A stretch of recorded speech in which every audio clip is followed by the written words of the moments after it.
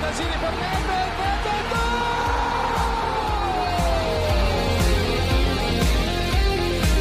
Pirlo, la conclusione in rete, Andrea Pirlo, un gol pazzesco! Del Piero, gol! Alex Del Piero! Pogba, rete, un gol incredibile! Pogba fa esplodere lo Juventus Stadium!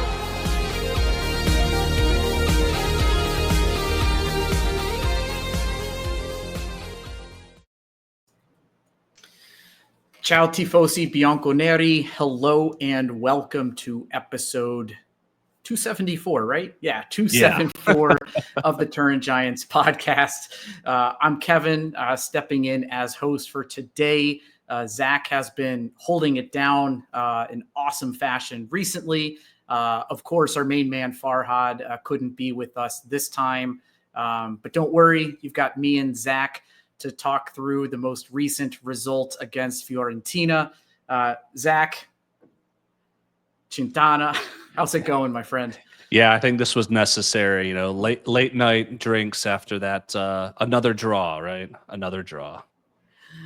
Yes, and that reference might not have made sense if you're listening to this on audio only, but we both have a glass in hand as we record this with video option. So you can check us out on Spotify and all main podcast platforms. But if you do check it out on Spotify, there is a video component to it.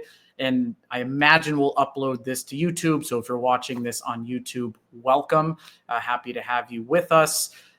We'd appreciate a like, a subscribe, 5-star ratings, all that fun stuff. It means the world to us to get that recognition from you folks. And of course, follow us on all main social platforms, Twitter/X, Instagram, where we have a lot of engagement with many of you. And we really appreciate continuing the conversation beyond the podcast to Instagram. And we actually have some feedback and some comments and some direct messages that we'll address later in this episode from Instagram. And of course, we have our website, turngiants.com, to check out merchandise. And it's a great way to support us. So today's episode is all about Juve's most recent match against Fiorentina. Game that closed out the 2024 calendar year. So let's have Dusan, actually probably the most, obviously we use him every match, but or every podcast, but he's probably the most fitting guy given that he's worn both shirts.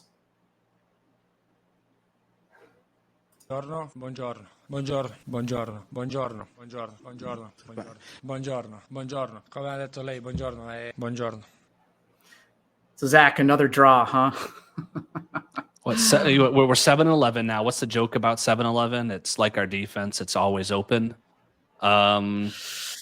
It was, and it has been 2 goals in 3 of the last 4 games conceded. That's been very much unlike the defense we had at the start of the season.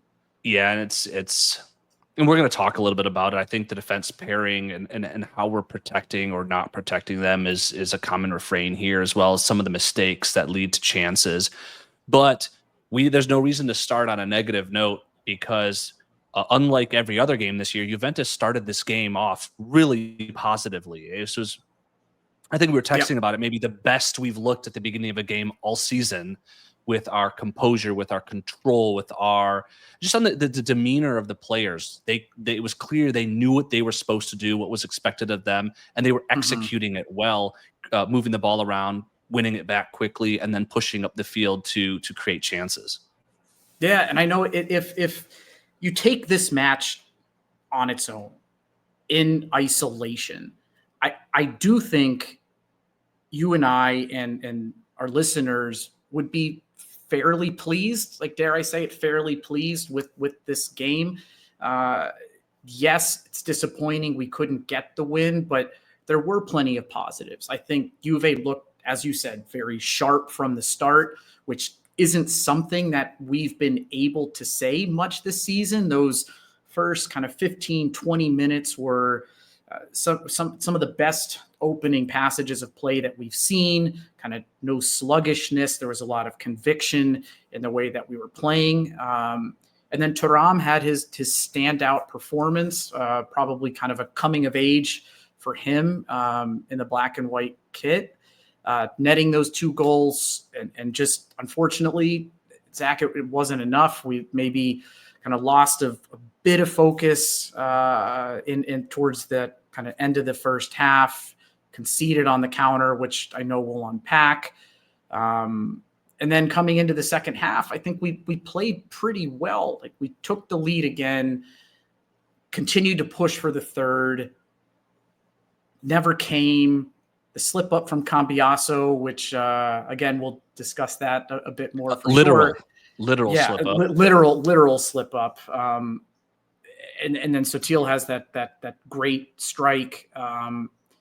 So like, I think in isolation, you call this game like unlucky, in which we played well, went for it, and just didn't end up with the win. But I think in the broader context of this season, and you zoom out, it's just another frustrating draw, another late goal conceded, another game that we should have won, and we're left frustrated. I know I am. With all the draws that we've taken against teams at the bottom of the table, our margin for error in order to get into the top 4 is minimal, if not zero. And so while I agree with you that in a quote unquote normal season, we will, or in isolation, we might look at this game and say, look, shit happens, right? You guys played really well. You deserved to win. You dominated the game. Shit happens. We move on. When you put this, overlay that game over this season and exactly the margin of error, it's a much tougher pill to swallow. And so, and we're going to get this after we talk about the match, but the frustration is entirely deserved, but based on how the season has progressed. It has. I mean, how many draws did we have in that Conte season when we went undefeated? There were a lot of draws in that season. A lot of draws. I mean, we had a lot of draws last year too. I mean, 14, which is a lot. I mean, I know we're quickly approaching that number. But I think everyone knows that one draw here, one draw there is not the end of the world. But over the course of a season, certainly when you rack them up, it's 2 points dropped, not 1 point gained for a team like Juventus. And so if you have 11 draws, that's 22 points dropped already. Yeah, and I think from where we are right now, last match of calendar year going into, I mean, we're not quite through the full first half of the Serie A calendar, but going into 2025, it's hard for me to have any optimism that the Scudetto is a realistic pursuit at this point. It is top 4, and I know you and Frederic talked about this a bit last week, and we'll continue kind of some of that sentiment and discussion today. But Fiorentina is, I think, legitimately a top 4 opponent. I think we're looking at Fiorentina, we're looking at Lazio, maybe Milan, we're looking at Bologna. And this was an opportunity to get those 3 points at home. Yeah, with a win against Fiorentina and the draw that already happened with Lazio and Atalanta, we could have moved into fifth. We could have moved into 5th place, 1 point behind Lazio. And I think we all agree that there's still points to be won and lost. A team like Lazio has flawed; they will drop points, so that would have put us in a really good position to take that 4th spot and hold on to it. A draw against Fiorentina, who has a game in hand, with Bologna knocking on the door, and now Lazio 4 points clear instead of 1. That margin of error shrinks even more. Right? There's still a lot of games to play, absolutely, and there's flux. There's going to be flux in the season as well. You have Milan's got a new coach, right? There will be injuries. There'll be people coming back, like we're starting to see with Cambiaso, Douglas Luiz, Nico Gonzalez back on the bench. So we're not getting ahead of ourselves, but the margin of error is very small. Yeah, in the month of January, I think there's 8 or 9 matches in the calendar month, including this little Super Copa experience, which we'll talk about at the end of the episode, which could be 2 matches, could be 1, with the new format there that's going to kick off in Riyadh this upcoming Friday, January 3rd. But there's a lot of games, and this is a very difficult month with a lot of difficult fixtures. But let's focus on the game that we watched today. Let's start with a bright spot. Like take us through Thuram's performance. I mean, clearly man of the match performance, really stood out. What were you thinking watching him play today? So we've talked about his performances, and I know I've pushed back against Farhad, who's maybe been a little bit critical of Kefren Turam. But there's not been a dispute that every 4th or 5th touch of his seems to be completely clueless. It passed to the other team, a shank, and it's like if he could just polish up those mistakes, if he could just do this. But it's been a common thing. Well, today he was perfect. He was flawless. He made the right runs. He was accurate with his passing. He made good tackles. His physicality and work rate demonstrating on both sides of the ball, putting himself in the right positions offensively to capitalize on his really supreme dribbling ability on that first goal. And then secondly, to put in the channel, get in that channel to put himself in a position to score that goal after it deflected off the defender. And I think, though, that if we played like we did in the last game today or the previous games today, he doesn't get those goals. And I think it's because the team showed a concerted effort this week to do exactly what we've been clamoring them for. Maybe Mota listens to the podcast because we've been begging him to play through the middle more. And it was Loka showing in the middle, who then didn't dwell on the ball or immediately pass it back, but you had the vision to find Thuram, who was making that beautiful run past the defender, to give him that one-touch through ball to Thuram, who then now had an odd man rush against the defense. They had to make a choice. They made the wrong choice, letting him get in the box on his own, and he slotted. That also happened on the second goal, which I'm going to just jump into.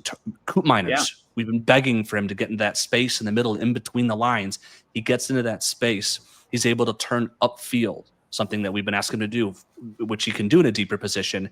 He finds that channel. A lucky deflection only happens when the ball's put there, and Kefren's there making the good run to capitalize on it and put it away. It's that play through the middle, showing diversity in our attack.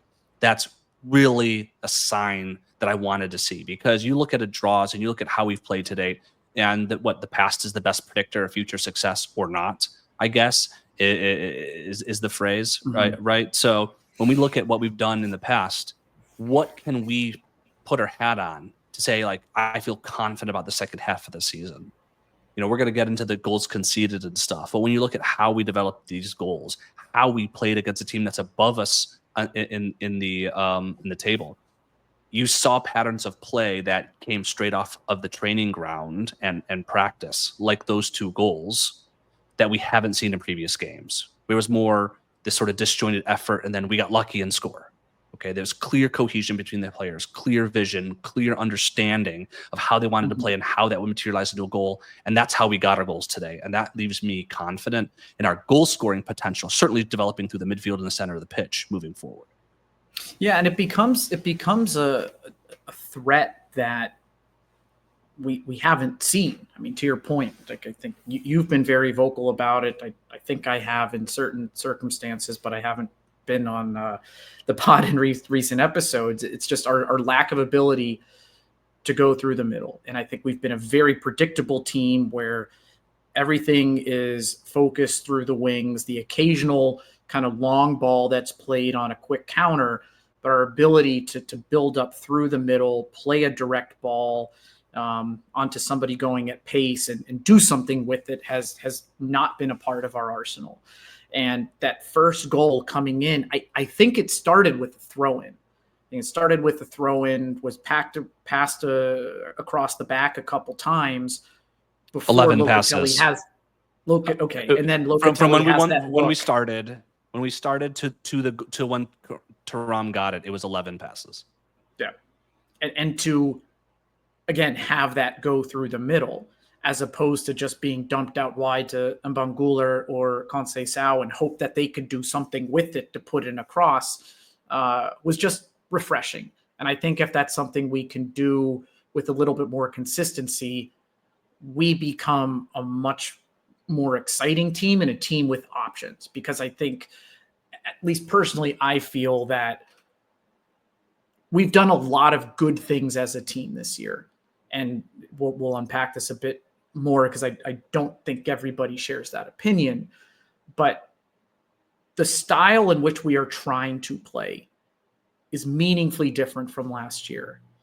And I don't have this data at my disposal. I probably should have pulled it up before this. But I bet if you look back at the games against Fiorentina under Allegri, I'm certain we did not pass 50% possession in any of those games because we're sitting back and striking on the counter. We went for it today, and we've gone for it in other matches, but really struggled with that final ball and what to do in the final third. And if this becomes more habitual and a part of how we play, maybe this is something that unlocks something new, but then also allows those other areas to thrive a bit more when you have multi-dimensional threat. We've talked, agreed, but just to build off of Thuram's fantastic performance, and we talk about his dribbling and his tackling and his work rate and his movement size today, and that's, I think, the most obvious component of his gameplay. He cleaned up his passing, which he deserved to point out because we've pointed out when he doesn't. But he also is really strong in the air. I think his flick on was part of one of the goals that we scored in the last game. And he's shown a really good synergy, not just with necessarily players, but whomever is playing in the left wing and the left fullback position. There have been several games where it was Cambiasso Yildiz, and the interplay between the three of them has been really stellar to be a completely different attack or style of attack than sort of the iso ball, to use the basketball term, that we play on the right with Conceição. And I think that Thuram is really the link between today Mbangula and McKennie, and in the past, or maybe in the future as well, Cambiasso and Yildiz on the left, to have some really good dynamic play. That's going to draw in defenders, and that's going to free up guys like Locatelli or Koopmeiners kind of in the middle of the pitch to either then pivot to the right or drive the ball through the middle, like we saw today. And that if we can continue to play like that against a team that is a high possession team above us on the table, like we did today, then that bodes well, I think, for the future of our offensive play moving forward in the season. Yeah, absolutely, and I think that's well said. My last comment on Kefren is, I think up until this point in the season, he's by and large just been just kind of a role player, just kind of bit part, coming in, doing a job. And these last couple of games, particularly with his growing partnership with Locatelli, is actually becoming an impact player. And I think that'll be exciting if that can continue. Let's ready to get in? Let's shift to some of the more I don't know, negative elements of the game and the goals we conceded. So what happened on the equalizer? Okay, so I think this is kind of, I was going to say important to note, but really it's a common flavor in a lot of our games, is we give the other team just the slightest whiff of goal, and they bury their chances. Fiorentina did not have more chances than us today. They did not have better chances than us today. There's no way really, if this game's played 100 times, that they tie or win this game, more than once or twice, because we dominated. But when you don't do the little things right and the other teams are more clinical than you, this is exactly what happens. So what happened in the first goal is that De Gea gets the ball and releases it quick, and we are caught flat-footed in transition. And this is sort of a refrain we're going to hear about when we get to the 87th minute. But our team kind of panics, and they are running back just raggedly to get back without picking out runners and make in the space that they need to. because when Adli gets the ball kind of on the far side of the field, he looks to the far post. There are 3 Fiorentina attackers against 2 defenders, Kalulu and McKennie. So even if Kalulu was Bremer, you're outnumbered. You're already at a disadvantage if the ball's a decent one, and Adli plays a lovely cross to the back post. Perfect. Okay. The perfect ball. Yeah, and so, but you're outnumbered. So, I'm not going to take away from Kalulu and McKennie. I want to highlight, let's see here, Gatti, Thuram, and Mbangula. Mbangula was late getting back. He was honestly one of the guys that was supposed to be on one of those 3. And Gatti and Thuram were both in no man's land in between, marking nobody. Okay. And so this was a sign of a team getting caught in transition and panicking, or equivalent term, not being disciplined in man marking and getting back in time and space where they need to be. And the perfect ball at the perfect time to the perfect space to the perfect player, a hot Moise Kean, and it's done. Goal, 1-1. And this is one, it's frustrating to see because we don't seem to do that to other teams. But if you can't make that mistake, even if you're perfect for 89 minutes, that 1 minute that you're not, you can concede. And we've seen it time and time again this year, conceding these late goals, that all it takes is that moment. I kind of wrote it down. Let me check my notes while you say something. No, I will one nit with, I think the only game where it went perfectly for us, where we took the minimal chances we had and just capitalized them, was Manchester City. I mean, that was, they dominated possession. We didn't have a ton of chances. We took our chances. We won that game. But to your point, there's been many other games, and we could list them, the opportunities we've had that we've squandered. The most notable one with Duzan missing the tap in against Cagliari, not the most recent Coppa Italia match, but the Serie A game. Chances like that are served up and we don't capitalize. And to your point, other teams, not that Fiorentina's a Provinciale side, but teams that we should be beating get these chances, one of few chances in a match, and they're just burying them. And we don't always seem to do that. And it sucks. Yeah, from the defensive side, and I just look. This is just me looking at my notes. This is not me looking up stats or anything. So this would be a quick glance at notes. It was, and I didn't remember the game, but it was Ruhi missed a marker. I think it might have been. Oh shoot, that doesn't matter. Ruhi missed a mark in one game. You had Loca sleeping twice during the Bologna game for their goals, even though they were better than us. It was just those 2 moments where Loca slept. Kalulu loses a runner against Monza and Lille. Gatti's own goal against Venezia.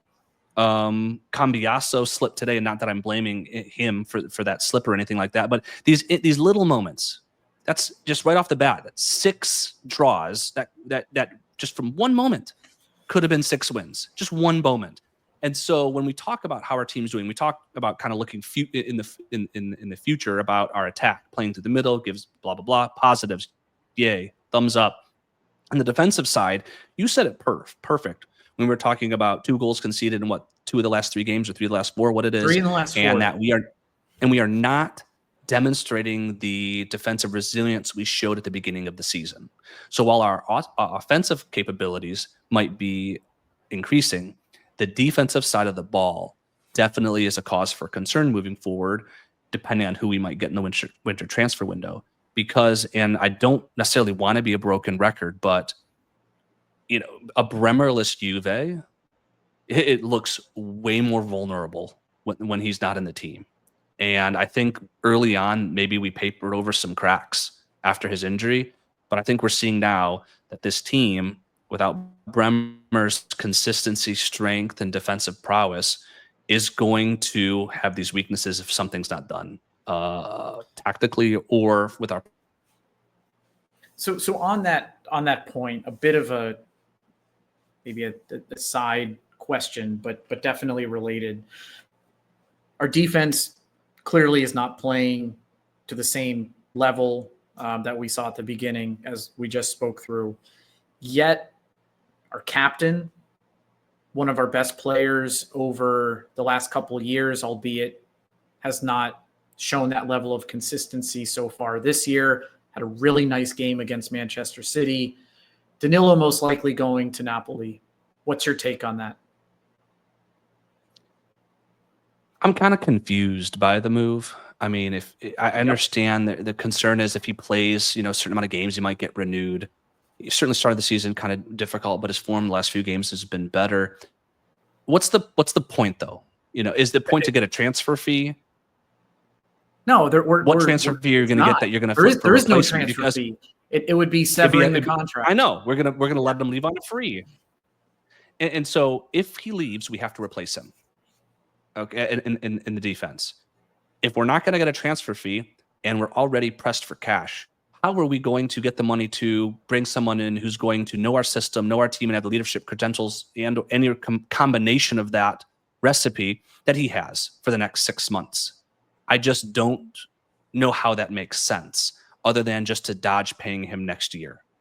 I think chances are we could easily let him go on a free at the end of the season, and even if it is auto-renewed to whomever, right? Any team that wants a veteran center back, it just doesn't make sense from a financial standpoint, doesn't make sense from a tactical standpoint, because there's nobody that we have readily available waiting in the wings for that position. If we had some next-gen, awesome, promising center back, maybe, right?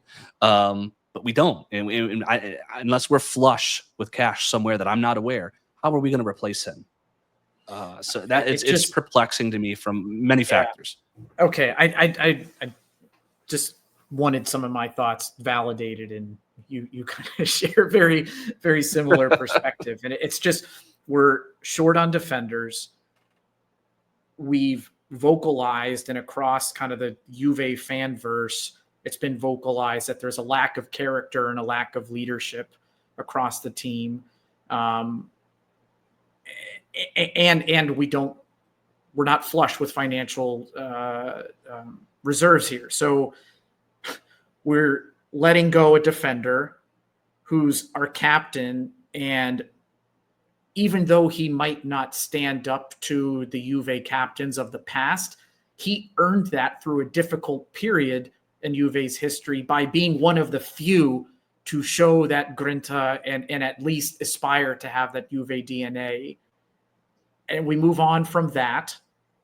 And then we put ourselves in a position where we're going to need to backfill it when we need to sell people. Like we're talking about Fagioli, and there's rumors about Yildiz, which I think is just a bunch of nonsense and it's just stuff for the papers. But talking about offloading talent in order to bring on other defenders, and yet we're going to put ourselves in a position where we're like net negative on that. So I just, that is confusing to me. I'd like to think Giuntoli and Malta know what they're doing. I have to believe in the project, but this one doesn't pass the eye test for me. Because you ask, we just said that, hey, if defense is our problem moving forward or something that we need to maybe focus on or shore up, you ask what the solution would be. You say, are we not getting enough midfield coverage? No, Locatelli is having an absolute breakout season, both in, with his ball progression and passing, as well as his defense. So I don't think the defense isn't getting the protection from the midfield that some teams, that clearly it's just not happening. I think there's a lack of leadership, accountability, and communication in the defense. I think, when you looked at the first goal that Fiorentina scored today, Gatti in no man's land turns around and he throws his arms up. That's not the body language of Captain Katz that we saw the first 5 games of the season. That's not discipline. That's not keeping your level head. I realize he's a little bit more emotional, and we love that about Gatti. But that is not the type of behavior of somebody who's going to keep the defense solid. And almost, if my throw the spaghetti up against the wall and see what sticks solution, my solution would start with getting Danilo back in there. He's been playing a little bit better, and put Kalulu over Savona at right back. Get somebody in there who knows how to lead, who can communicate, can rally the forces, can keep level head when things get tough, to try to keep that communication and that cohesion between a defensive line in place when it's these brain dead moments that I listed. That is not necessarily a lack of training. that's not a lack of ability. That's a lack of focus and concentration at a specific moment in time. And a good leader, especially on the defense, dealing with these guys every second of the game, is going to make sure people's heads are focused in the game. And that would be Danilo to me. I very well said. And I think it's probably a moot point that could be the solution, because potentially by the time some of you are listening to this, that might be done and dusted already. But if indeed he's on his way out and what we're reading is true, then I can only salute Danilo for what he's done in leading this team through a very tricky couple of years in which the project was up and down, a lot of off-field distractions, things that impacted us on the pitch that we weren't in control of. And that was not an easy job to be captain. So just, if indeed we will never see him in our kit again, grazie Danilo. More than 200 games played for Juventus, more than any other team, consummate professional. And I echo what you say. All right. So we talked through the equalizer, and before we move on to their second, Viola's second goal, just a shout out to Moise Kean, and also Farhad, if you're listening to this, just like a little bit of I told you so. Last season, for those of you who may have listened to past episodes, and for those of you who are maybe joining us for the first time, Farhad and I had a little bit of beef that I thought Kane was going to have a breakout, a really positive season last year, and would score more than 10 goals. Allegri and the way that he managed the team did not enable that. And Kane, I think, is an emotional player. And when he was experiencing difficult periods, it just spiraled and got worse and worse. But I always believed he had the potential to be maybe not an elite, but an above average striker, particularly for Serie A. And he's demonstrating that this year, just with a little bit of consistency, and seeing him respect the fans today, and the fans actually applaud him after he scored was something special. And I'm glad the people in the stadium gave him that respect. It was such a nice gesture. I thought it was great, a class from him, gesture from the fans. And we've talked about on the podcast, certainly when we talk about sort of the organization, about Juventus, about being a big family. And I very much think that Moise Kean is a product of our family, and I'm really happy. You know, he got a goal and assist today. I mean, it sucked it was against us, but he's having a really good year. He's got more goals than Dusan, and more rap albums released this year than Dusan. So that is true. So Moise Kean, you know, I'm really happy for him. I wish it wasn't against us, but I wish him absolutely all the best, and I appreciate the respect, the mutual respect shown from him to the organization, as well as the fans back to him. Yeah. The second goal, what was it? 87th minute. 87th minute. Cambiaso's gonna clear the ball, and he slips. Now these things happen, right? And did you see the Chelsea match a couple weeks ago? Chelsea was playing. Goodness, it escapes me now. But Cucurella, and I apologize if I'm mispronouncing his name to any of our Spanish-speaking folks in the audience. But Cucurella, the left back for Chelsea and also the Spanish national team, did it twice in the first half. He was wearing new Puma boots, and he did the same thing where he just planted his foot, slipped, missed, and I think it was against Tottenham. And Tottenham scored 2 goals off of 2 slips in the first half. And right before the end of the first half, he walks over to the sidelines, throws off his shoes, and then puts a different pair back on. But so Cambiaso joins that club. But it's just really curious to see that happen in such a close proximity of 2 different games. But I mean, we go back to 99 times out of 100. 99 times out of 100, right? That doesn't happen. Yeah. We clear the ball, we win 2-1, end of story, right? We talk about how, Mota, the rejuvenation of Juve, blah, blah, blah, blah, blah. But it happened. This was the 1 out of 100. Yeah. But that was not why they scored. That started why they scored, but that was not the reason why they scored. Just like with De Gea's quick release in the first goal, the team, Juventus, did not respond with composure to losing the ball so close to the box, such that people were flailing to find bodies and get space. So when the ball kind of awkwardly gets kind of flung in to Moisekin, we have 3 guys on him. Coop Miners being one of them, who leaves Sotil to join in the melee around Moisekin. And ultimately the ball spits out to Sotil, who puts it in the roof, right? But if Coop Miners stays home, that goal probably doesn't happen. If Cambiasso doesn't slip, that goal probably doesn't happen. And if someone like Gatti wins the ball from Moisekin, that goal doesn't happen. When we talk about the little things in these games and these situations, Conceição had tracked back. He was in no man's land there too. That was his guy on the outside right.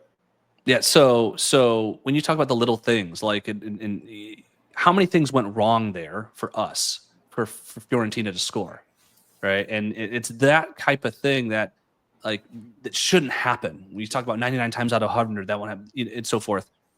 Well, we got to stop doing that 100th time.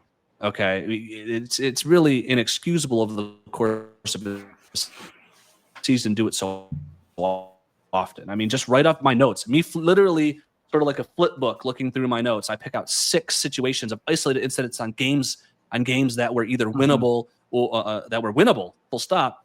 Of just boneheaded individual plays at a moment in time that boom erased all of the good work that we did from a score sheet standpoint. And that's exactly what happened today. Is just 3 unfortunate plays that slipped most of all. And then Gatti and Coop Miners especially not doing their job.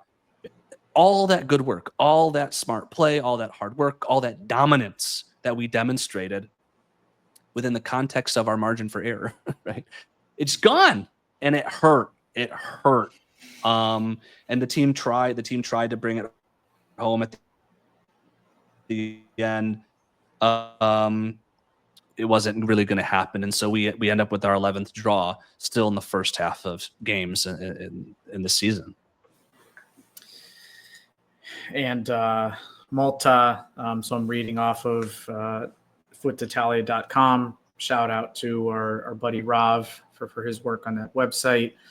After the match, Malta says, "I'm happy because we tried to attack and score a 3rd goal instead of just closing up and defending.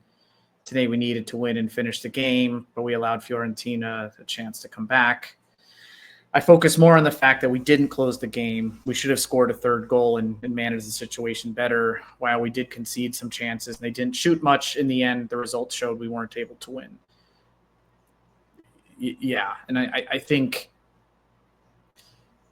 I mean, he's in his position, and here I am just sitting behind a computer screen talking about Juve, but I think if that 3rd goal hasn't come by 80th, 85th minute after that persistence, bringing on a Danilo would have helped, perhaps, with level head, with that experience, with that leadership to keep things tight for those remaining few minutes when, if there is a mistake, perhaps you're better prepared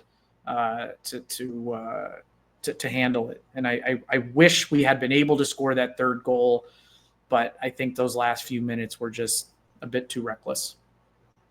Yeah, I mean, think about the goals they scored.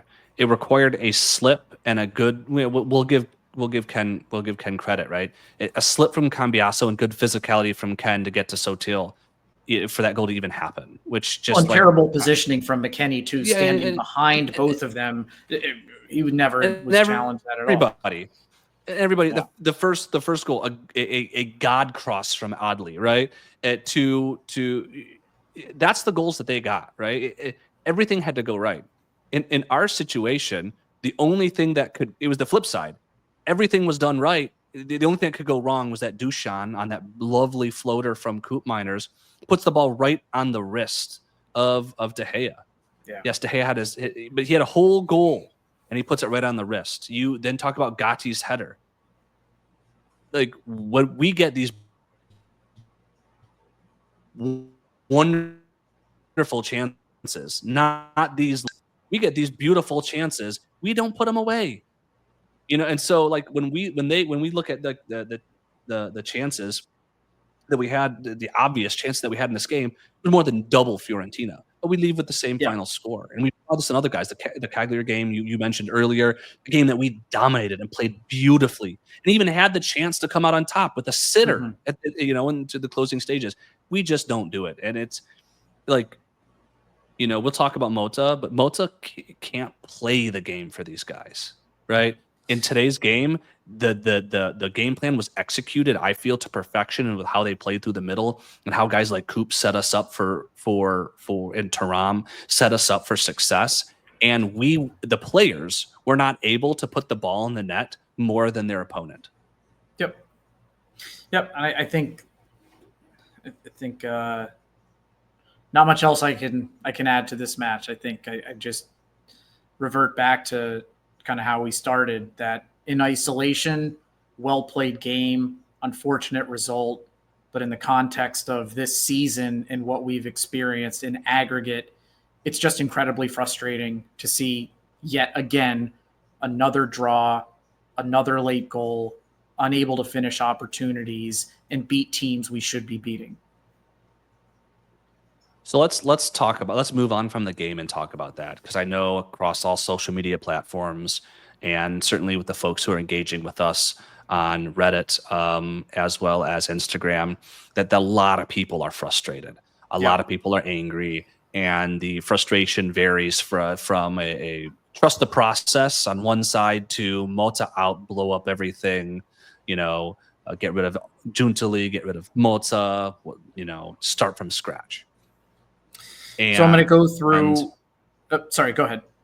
Yeah.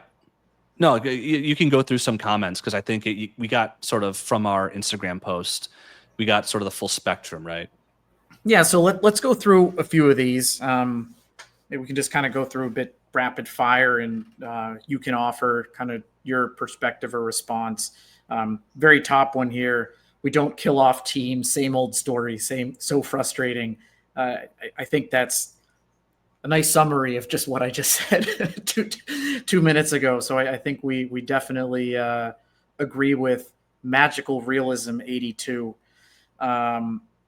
So next we have Jay Colella 1030. I think everyone's frustrations are justified. I'm trying to see the long game. I think we were in a deeper hole than people were willing to admit. Now Juve is the second youngest in the league. That experience means a lot, and the immaturity showed again today. But these are lessons a rebuilding club needs to learn in order to regroup and come back. In my mind, this is year zero. Be aggressive in January market and continue to improve on the field. Fino alla fine. That is the perfect springboard. And I was going to let you get through a few more before I got into my monologue, but I think that's the perfect springboard for what I want to talk about. Because I think the easiest comparison for this season is to look as last year, right? I mean, or just the last seasons. I mean, we're unfortunately, several years removed from our last Scudetto. So, where are we now? And people will look at, where we finished in the league last year with Allegri, and they'll say this year is a failure.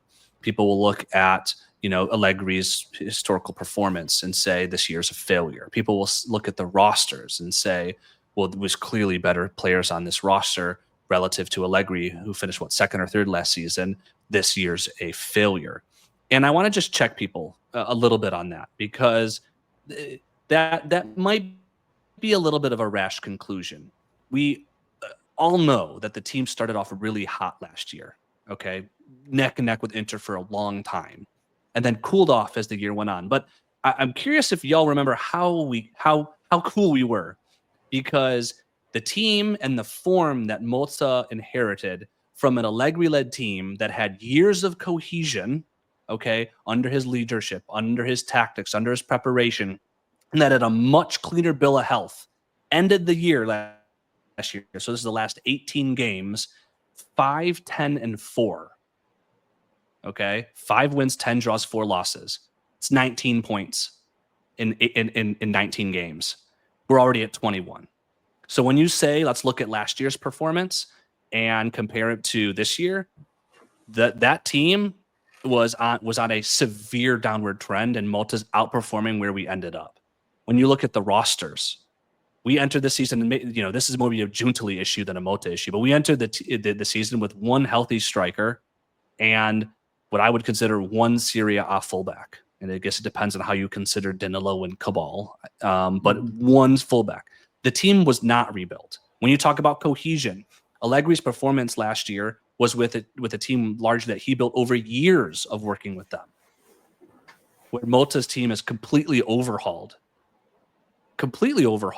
and most of them have been injured.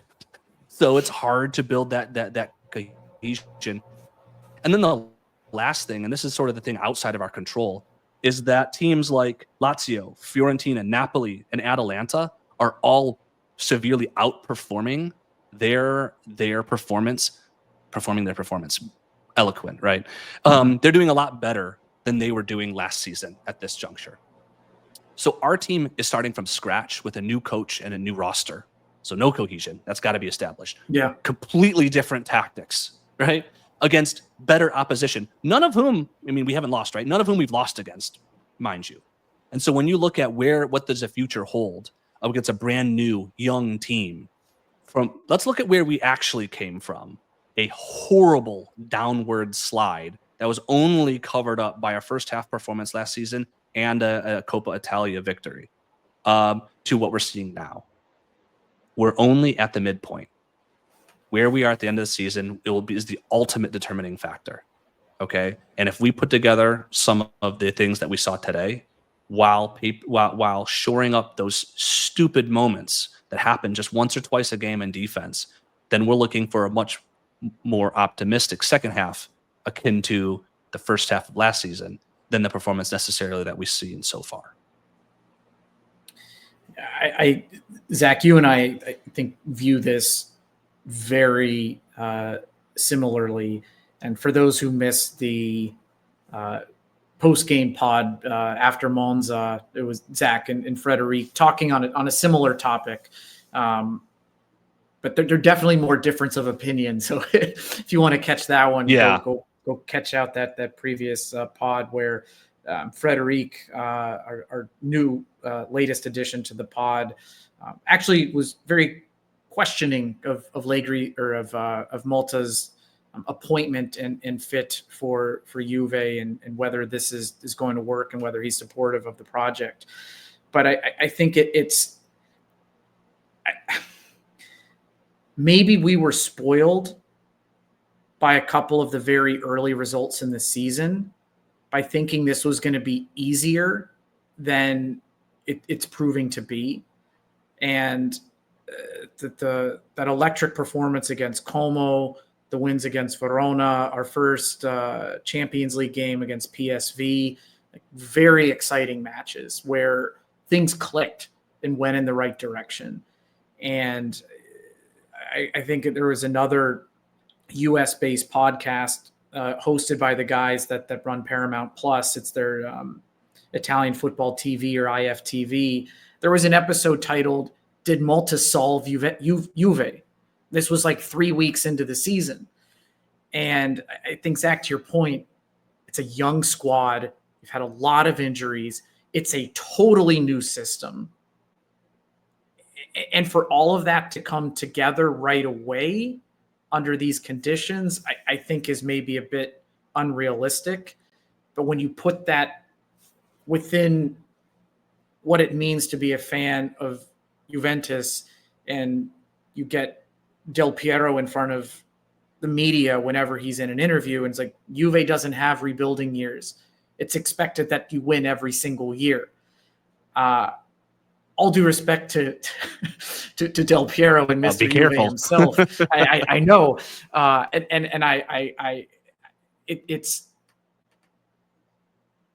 there's a bit of like, what's the right word? Unrealism isn't a word, but it's not going to be always realistic given the situations we find ourselves in.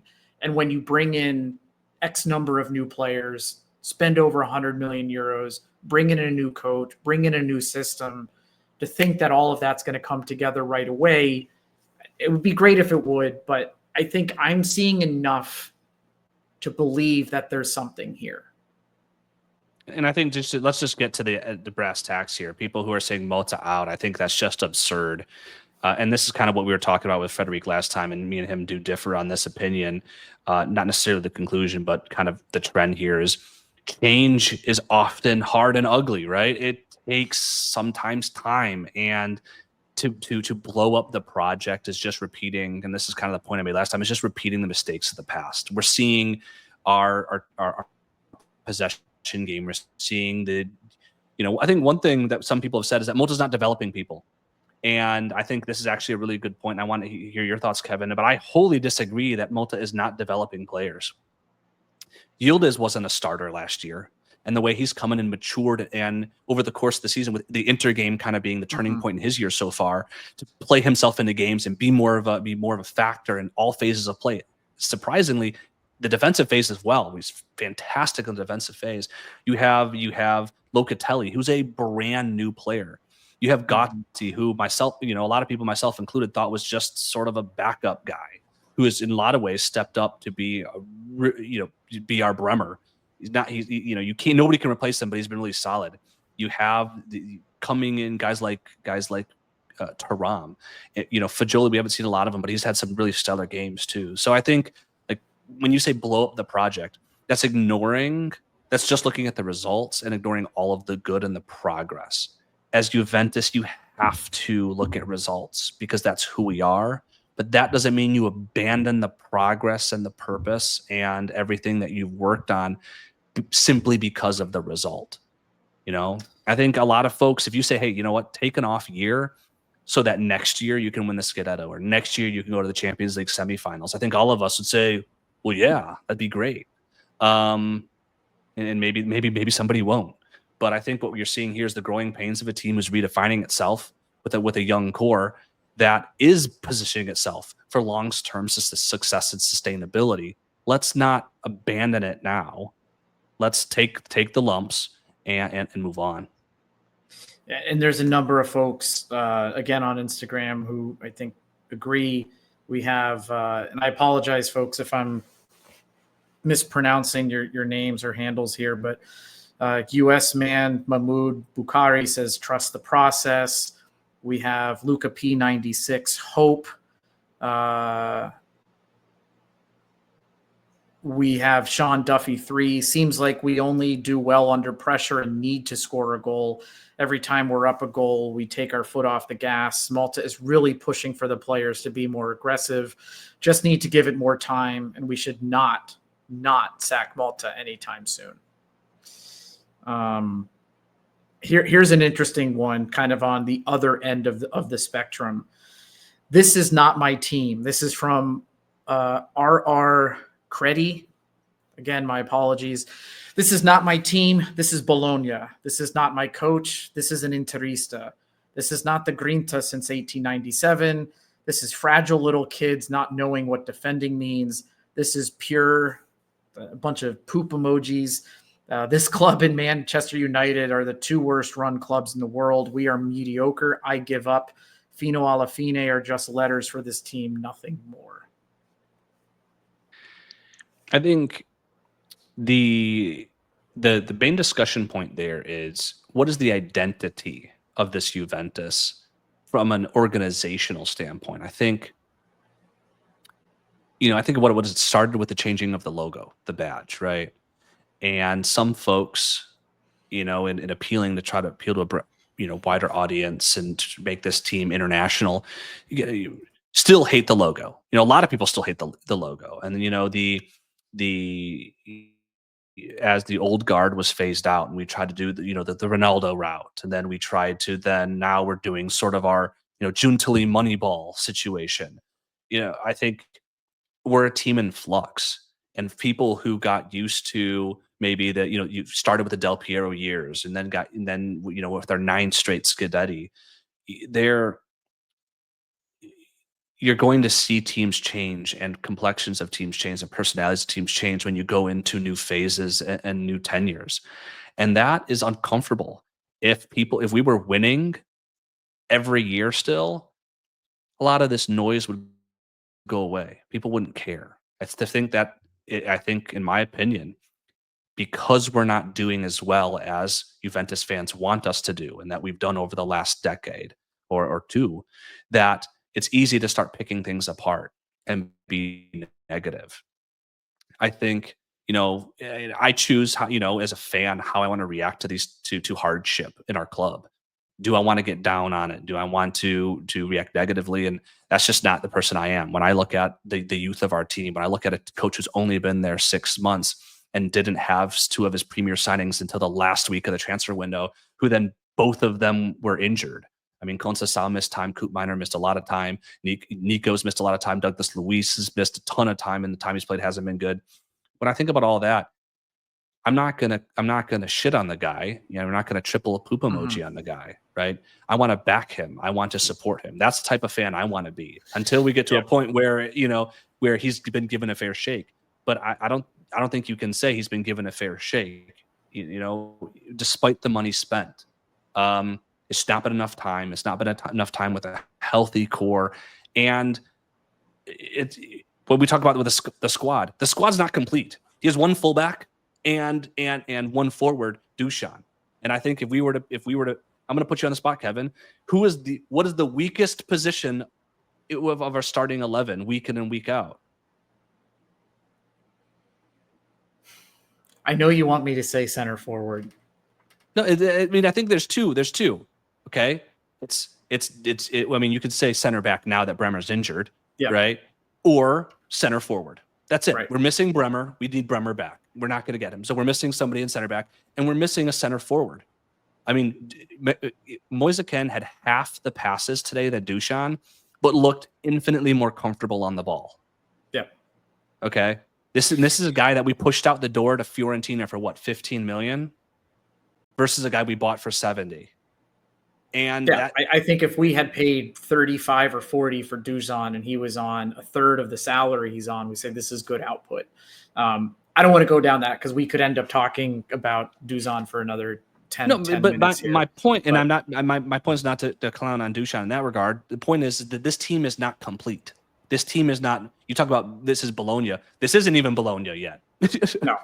If this was Bologna, we would have a center forward that has good link up play and can work on all phases of play. That's not what we have. We have a team in flux, and that is not a finished product. And it's really hard to judge a product before it's finished. Yeah, and I think just saying Malta's an Interista. I mean, Marcello Lippi coached Inter. He coached Napoli. Fabio Capello coached at Roma.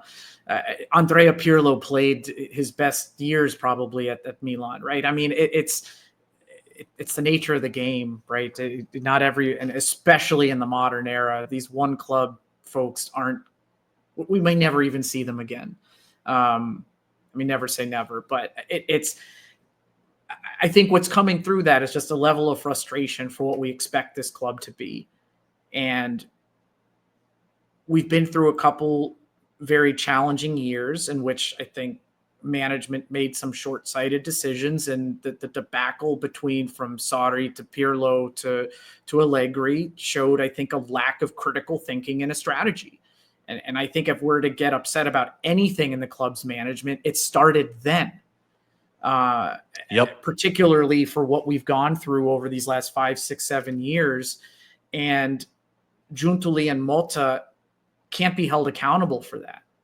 And we're in this position because of that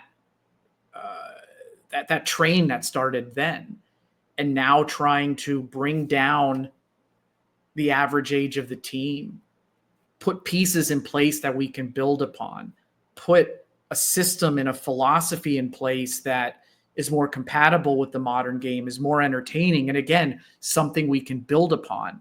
The way we've been playing the last 3 years under Allegri, you couldn't build upon that. Like there was nothing to build upon. Just defensive solidarity and hoping a moment of individual brilliance saves you. The game isn't played that way, and it can't be played that way sustainably anymore. So I understand the frustration. I really, really do, and I wish the results were better. But again, I'm repeating myself, but I've seen enough in the style in which we're playing with the players that we have and what we're trying to do. And I do think we have something. I think it needs a bit more time. We need a bit more health in the squad, and we need to learn and be able to address some of the issues that are repeating themselves. And if that doesn't happen, then to your point, numbers don't lie, and the table will tell the truth at the end of the season. And then we'll have to, not us, but decisions will have to be made on whether this is still the right path. But I think abandoning or trying to change direction on truly a new project after a couple months of less than optimal results would just be foolish. So let's switch gears to this Super Copa thing that's going on. I'm not actually. I'm hoping you'll explain it to me. It's what a semifinals and then a finals. Yeah, so it's new. This is the first time it's been set up. Traditionally, we're seeing the winner of Serie A against the winner of Coppa Italia face off in a one-off match for a supposed trophy. So if you win the Italian treble, Serie A, Coppa Italia, and the Super Coppa. But this year, to make it a bit more exciting, it's the Serie A champion, the Coppa Italia winner, the Serie A runner-up, and the Coppa Italia runner-up. So we have Inter playing Atalanta in one semifinal. We have us against Milan in another semifinal. I think Inter and Atalanta are on January 2nd. We play January 3rd. And then the winner plays, I think, 2 or 3 days later in the final. All being hosted in Riyadh. So it's all in Saudi. We've seen the Super Cup played in neutral, non-Italian locations before. US, I think it's been in Saudi before as well. Should be fun to watch. I think the fact that it's done in a location like Saudi Arabia, nothing against Saudi Arabia, and I know we have a lot of Saudi listeners, and hopefully you have an opportunity to go see them. But if it's not in Italy where the season ticket supporting fans are easily able to watch the match, to me, this resonates more of a marketing money thing, the way much of the Club World Cup being played in the US is the predominant perspective, that this is just more of a money thing as opposed to a genuine trophy that we should be proud of if we win. Look, I hope we play well. I'm more concerned about racking up more injuries, to be honest. But if we win this at the end of the season, if we bomb out of the Champions League, finish in 5th, and don't progress in the Coppa Italia, but we win this, are we excited? Hell no. Yeah, no. It's more games. It's more games for the opportunity. I mean, forget where it's being played. It's a whole nother game just for more revenue. And I think, the Super Copa is not an exciting tournament to me. I guess I'll choose to say exactly what you said, as if, all Juventus fans out there, I hope y'all get the chance to see the team. Sure. Living in the States, I haven't had the opportunity like you to live in Turin. We live in the States, the opportunities are few and far between. But probably better than in Saudi. So if you get to see Juventus, I think that's sort of a one in lifetime opportunity. I hope you all get the opportunity to go, but God, I hope nobody gets injured. Yeah, that's the thing. And please, anybody listening, don't misconstrue my words that I have anything against where it's being played by any means. And I think, Zach, as you said, if you get the chance to see them, that's incredible, especially if you haven't been able to see them before. My point is the fact that if it's anywhere, Saudi Arabia, Japan, US, Brazil, anywhere, it seems to be more of a marketing thing to bring in revenue as opposed to a truly respectable trophy or competition. Well, let's choose to be optimistic. Okay, 2 things. One is, if we don't really care, and the players will care, anyone who's competed always loves to compete, right? The players will care. But it's an opportunity in games that kind of don't matter to work on what they've been working on. Get Cambiaso his minutes back, get his sea legs back under him. Maybe get Douglas Luiz some meaningful minutes back. Maybe get Odzic. Who knows? He's been real comfortable in the very limited minutes he's played on the ball. Maybe get him some minutes. Maybe we can work on our cohesion. Maybe we can work on the little things. Take this opportunity to be live practice. And secondly, if rumors are to be believed, you have father son versus son, the Conceição household. Very true. Because aren't the rumors that Chico's dad is being hired by Milan as caretaker manager for the rest of the year? So there you go. That's I'll be my watching positive it. spin. Don't get me wrong. I'll be watching it. I hope we perform well. Certainly just don't take this as seriously as Serie A, Coppa Italia, or the Champions League. But I hope we do well. I hope we can leverage it either to give players who don't play much an opportunity to shine, or minimally just to further kind of work out some kinks in our system against top teams. If we beat Milan and go on to play either Inter or Atalanta, that's a test for us for sure. So that first game kicks off on Friday, January 3rd against Milan in Riyadh. So hopefully you get a chance to watch that match, and I'm sure we will have a reflection post that game, or if we advance to the final, maybe after that one. Yeah, I hope Zach, so. This took a lot longer than I thought, but hopefully you guys have stuck with us. I've really enjoyed this conversation. We had thoughts, we had notes. We did. Anything that you didn't get to touch on that you wanted to bring up? No, I think this is the kind of the midway point. Obviously, we've got one more game for the midpoint, but I think we did a really good debrief. Look forward to a really positive second half of the season. The other Juventus teams, the women's, the next gen, and so forth, are on winter break, so I don't think they come back until the second I think the second week of January. And as we pick up episodes in the middle of January, we'll keep you up to date, as we have been periodically, with the performance of the other Juventus teams as well. Yeah, and I think this is probably our last recorded episode of the 2024 calendar year.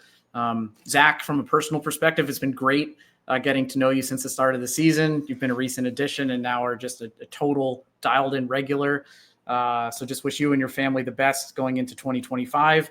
But my single biggest wish from a Juve perspective is that J Medical remains vacant throughout 2025.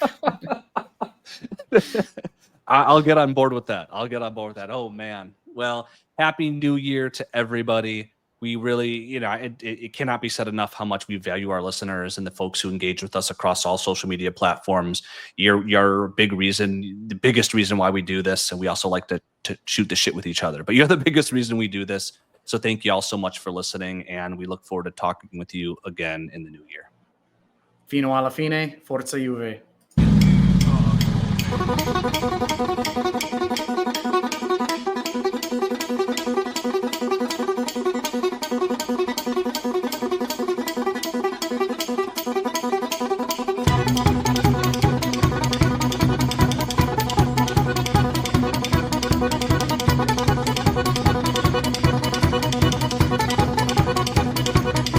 I was stood in the middle of a railroad track,